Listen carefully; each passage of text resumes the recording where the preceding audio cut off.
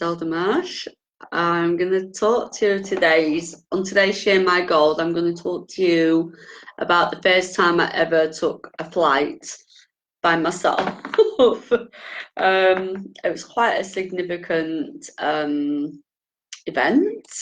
So this is what happened.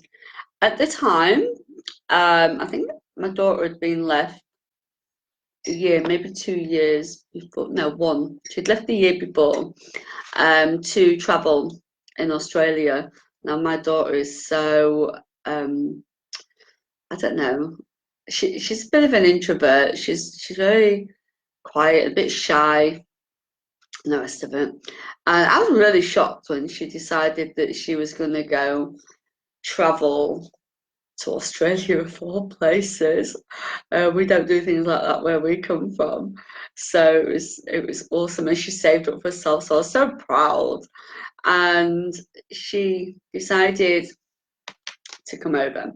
So anyway, she'd had a 7-year relationship with this guy, and it wasn't going anywhere. And she just knew in her heart that they were great as friends, but there was no future, and he didn't want to travel, and he decided he didn't want to wait for her for the year that she planned. So they agreed to break up. And as emotional as that was for them both, it was very, very true to her heart what she needed to do. So anyway, so this happened. So she came over.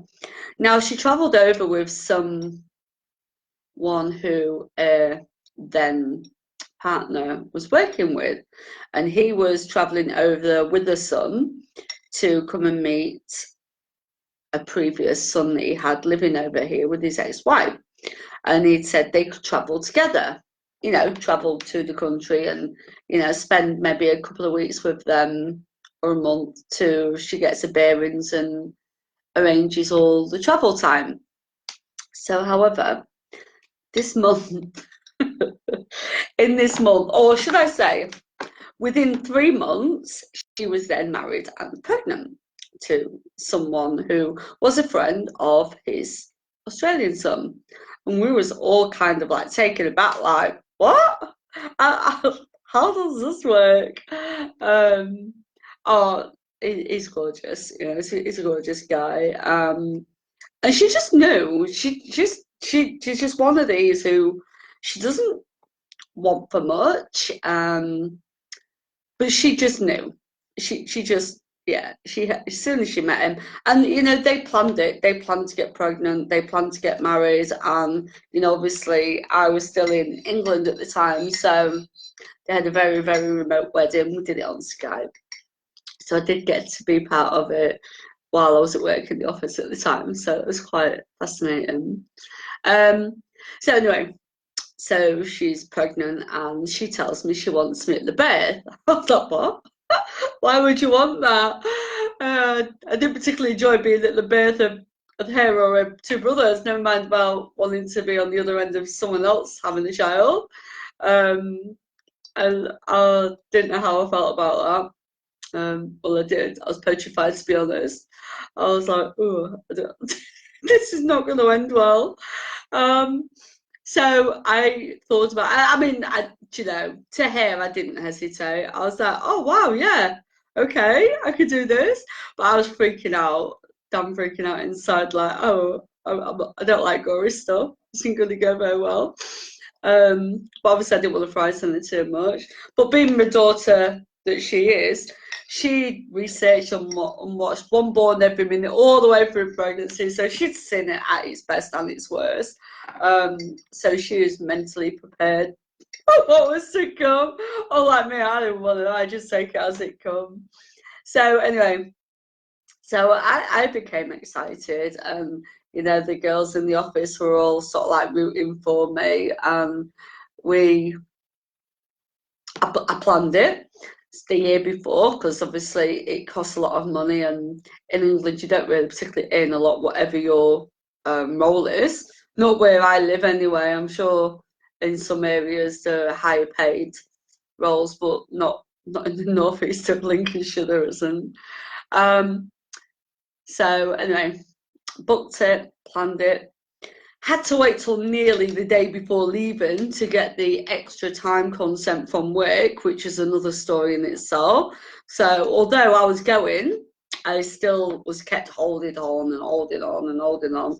And this is working for a company that provided services for vulnerable adults. So as much as we were caring for everybody else, the staff kind of always took us a back burner.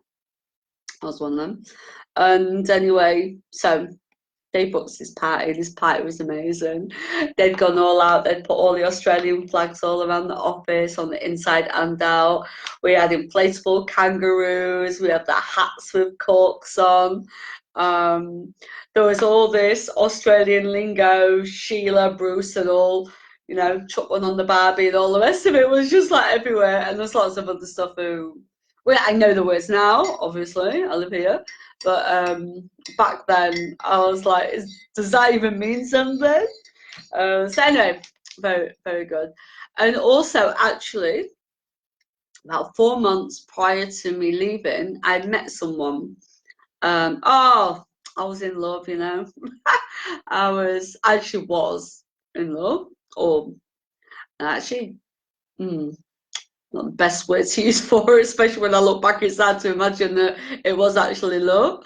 Anyway, so I'm still going, obviously. I'm not gonna sort of like, because one time a day I would have stopped my plans and changed my plans for whoever I would have been involved with. I did a lot of that in my life, and obviously this was very important to me. My daughter wanted me, she needed me at birth, and I wanted to greet this grandchild into the world, and I planned it and saved, you know. This was a huge, huge thing for me. However, flying, I was going to fly by myself, and I was like, part of me really did not want to do this. For one, I really do not like flying. For two, I was going to countries I've never even heard of. I mean, don't get me wrong, I've flown quite a few times before this, but the longest flight I think was like 4.5 hours. Now this was equating, this journey to Australia was going to equate to like 24-25 hours in the air.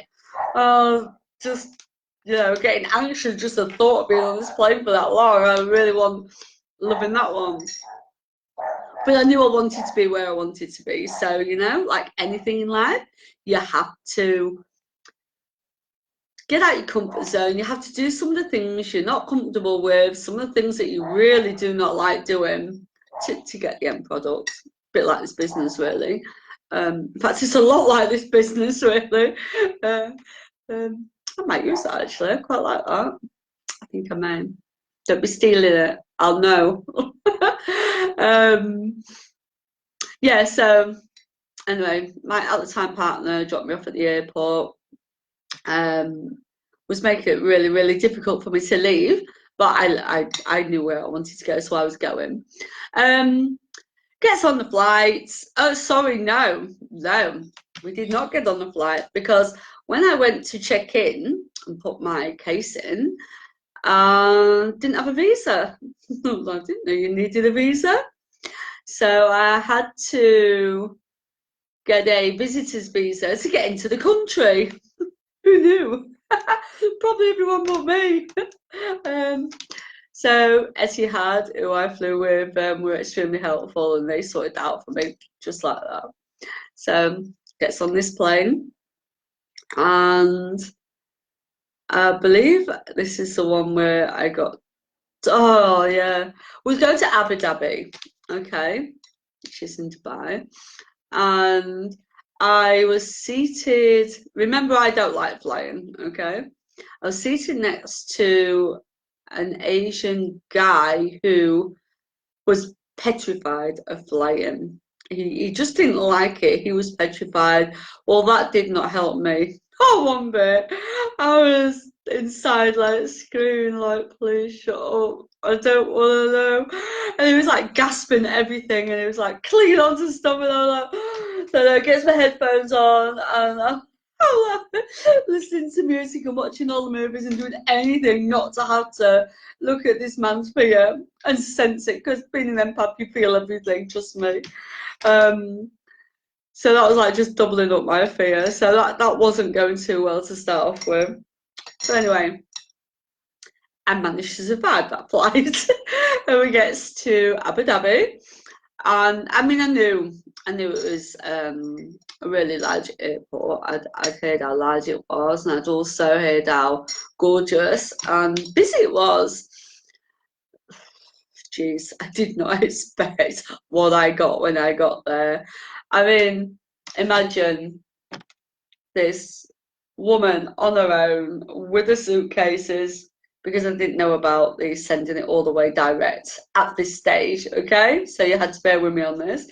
So yes, I get my suitcase, I'm climbing around, and I already knew I was going to have to kill 5 hours because that's the way the planning worked out. Oh no, we had a 10-hour delay. 10 freaking hours. So I knew I was going to be stuck in this airport on my own for 15 hours.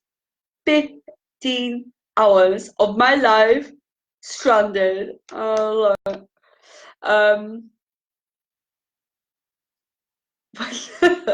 I just pictured it now. I think it's an image that will never leave me. And you probably seen the sheiks that in white clothing, and there was just hundreds of them, and they were just laid all on the floor. And I was exploring and stepping over people, and I was like, wow, I just didn't believe that this was a thing, because I just wasn't as cultural as I thought I was, I just had no understanding of what was going on. And I was like going in all the nooks and crannies, and there was people on these like electric port stations where they could go on the laptops, and because there's people from all over the world here, obviously, and people where you can charge your phones. And because of my ex being my ex, I had to run around and try and find a particular card so that I could call him, because my phone was obviously no longer able to ring. And seriously, I think most of those 15 hours, apart from like the toilet breaks and the going for walks, I was smoking back in the day, and there was an area which I could go to, which was great, because I was just it got me moving. And then there was these like prayer areas and these sleep areas and shower areas, and I was like, wow, do get that in England, yeah. So anyway, so most of the time I was on the phone. The guy I was with was just constantly, "Are you all right? Are you all right? Are you all right?" And I thought, for God's sake, I'm going on holiday. What's up with you? So anyway, gets to go on the next flight. Eventually, very tired, very drained. I'm emotional because I'm on my own. I couldn't contact my daughter to let her know about all these delays, and only because I didn't have a phone number. All I had was the phone number of the guy I was with at the time, so I had no other means. I suppose I could have done if I'd have really worked it all out. Hi, Sally. Hey, gorgeous. Yeah, if I'd have worked it out and had me mind on me at the time, I perhaps could have found a way of maybe contacting her on Messenger or something. But being in this strange place with this ex on the phone to me like all the time must cost me about £1,500, which is like almost $3,000 in English money, just to keep making those calls to keep him happy.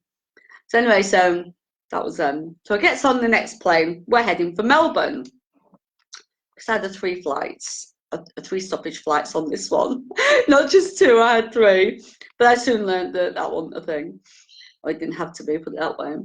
So I gets on this flight to Melbourne, and I ended up sitting next to, oh no, sorry, I ended up talking to an Egyptian man at the gate. I so wish I'd met him sort of 15 hours earlier, because it just put me at ease. And we got on really well. We was having some really lovely conversations, and like I said, I was a smoker then, so we were like smoking together and everything. And luckily for me, he ended up sat behind me on the plane, so we just kept on chatting. And then I found Jason Derulo on the radio, or it's like a CD that you could just listen to. So that occupied a lot of time, because I think this one was, then the first flight, one of the first flights I think was 11 hours, and the other one was either 9 or 15. I can't quite remember now how long, just like forever. I'd had no sleep. I was just drained. It's like 2 days of nothing. So we get off at Melbourne, and obviously because of all the delays in Abu Dhabi, we had missed our connecting flight to Brisbane.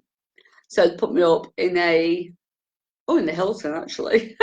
Although I say I think I had 2 hours sleep, because this was 1 in the morning. I had to be back for the next flight for 9 in the morning, plus my 2-3 hour phone call that I had to make at that time with the monster, as I call him. So I was just shattered. I was just so exhausted, and I really wanted to be in that bed, but it wasn't meant to be. So panicking still about my daughter, knowing that I'm not going to be at Brisbane yesterday when I should have been.